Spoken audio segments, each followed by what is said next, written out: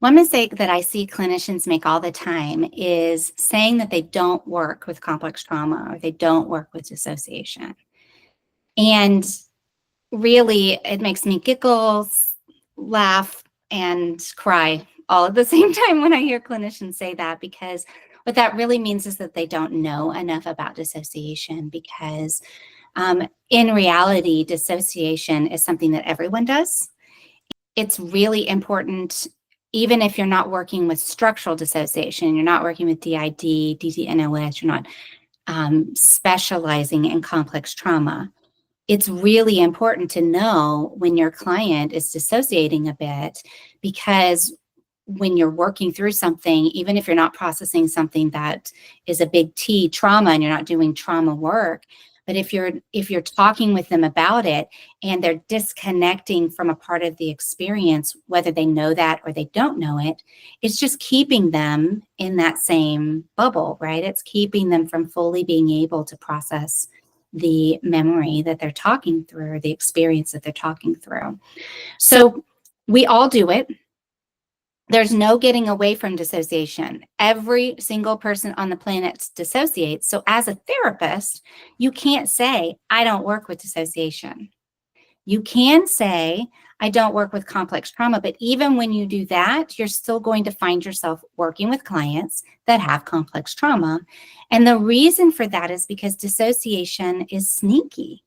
And the more extreme the dissociation that's going on, the more unlikely the client is to be aware of it. And if they are aware, it's highly unlikely, especially at the beginning, that they're going to let you in on the secret. Because as we get more towards more severe types of dissociation, it's there as a mask. It's there for them to be able to function. So it's going to be something that's going to be harder for you to identify. So you may say, oh, I'm not going to work with somebody that's going to kind of phase out or have flashbacks. And certainly if you don't want to specialize in complex trauma, don't advertise yourself as a trauma therapist. Don't say that you work with PTSD. Say other things. But even if you're in that place where you work with, life transitions, for instance, or say you want to work in grief. Grief is one, oh my goodness, there's so much dissociation that can come up around grief. And it's so important for you to know what you're dealing with when you're working with a client, so that you can, A, get the treatment right, and B, you can make sure that the treatment is safe. And if you really, really, really, I don't want to work with complex trauma, it is not my cup of tea, that's fine. But you've got to then be able to really assess it in a very quick way.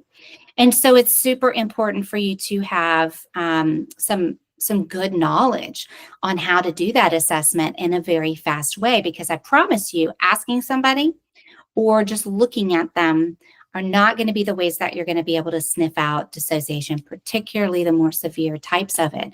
And without that information, you're working with a puzzle that doesn't have all the pieces. So I'd love to hear your thoughts. This, of course, is my shtick. It's my definitely my soapbox that I get on all the time. You may have different opinions, and I'd love to hear them. But if you're seeing this online, shoot a comment over there and let me know your thoughts. And if you're getting this in an email, reply to it. I do get all of those emails and would love to start a conversation about it. Awesome. Thanks.